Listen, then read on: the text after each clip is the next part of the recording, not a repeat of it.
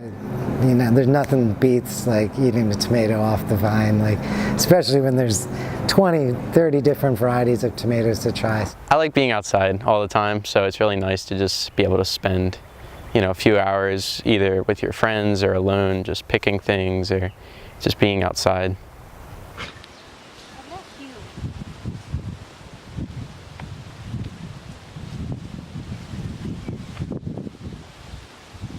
My name is Damian Ritter. I work for Mom's Organic Market.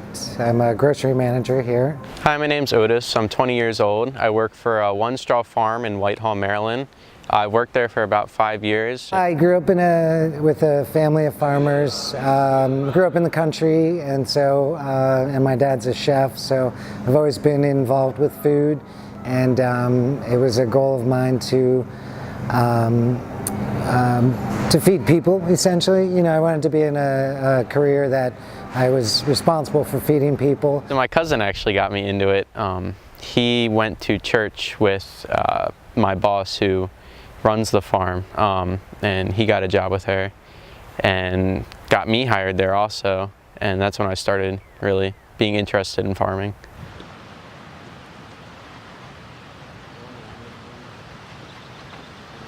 I think there's a lot of competition that's starting to arise in farming. A lot of people have learned about small farms and they kind of want to start their own, but not as many people are serious about it. If you ask a lot of small farmers, that's the biggest obstacle, is getting enough for your food to provide a livelihood.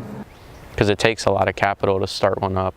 And my one farmer that I worked with in Pennsylvania, his main crop was tomatoes, and so if he had a bad tomato crop that year, he would be down, you know, $20,000, $30,000, $40,000 for that year. I think a really important part of farming is diversifying, as far as if you want to do livestock or just, you know, just crops.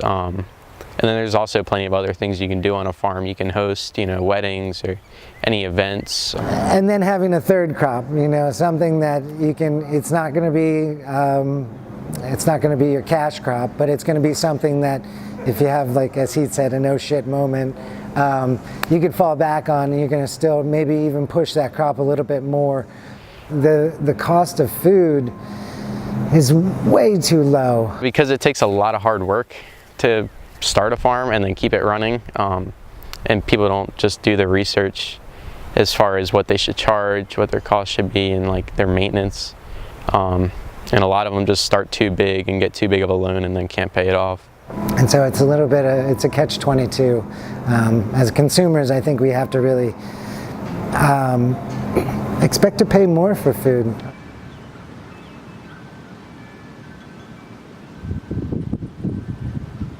You know, we spend so much time as a culture kind of developing processed foods. The amount of food that we produce here in this country, that we waste here in this country, and then to have the hunger that we have in this country is just incredible. And it's completely makes no sense to me whatsoever. In our effort to kind of feed more people, we've also created more obesity in the process. But then there's also programs such as like WIC vouchers that families can get, that they can take to farmers market and use at farms to get vegetables and fruits, you know, for a reduced price or for free. So it's like food stamps for farmers markets? Right.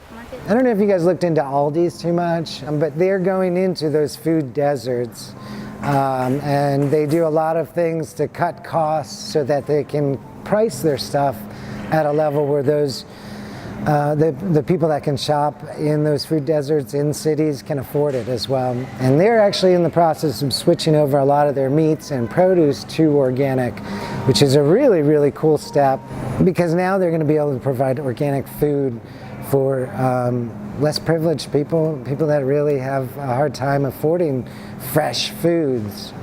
Knowing where your food is coming from, I think, has puts a face to the food, puts your farmer's face on the food, and I think it gives you a connection to your community. And being able to talk to your farmer and actually possibly visit your farm says a lot to a consumer now because they can really tell what and how that food was produced, and that does mean a lot. We could definitely do more classes in public schools about agriculture. Where I went, Hereford, we had some, and we were trying to come back as an agricultural school, but lots of other schools don't even offer ag programs or teach you anything about, you know, your own food or growing things.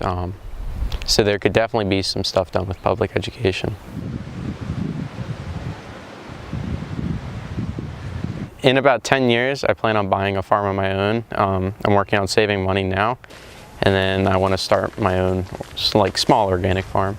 I'm really into compost right now, so I'm trying to think how to diversify my future farm a little bit. It's kind of become a retirement plan now. And I think anyone can really, you know, anyone that has an apartment and a window can grow their own food. When you were farming, like, what kind of things did you grow? What did you like growing? It's kind of a... Oh, the best was Austin, Texas. I worked on an herb farm, and I mean, we produced hundreds and hundreds and hundreds of pounds of basil every week. And so, like, I'd go home just saturated in basil, and it's like, I mean, literally God's gift to me every day. Nice.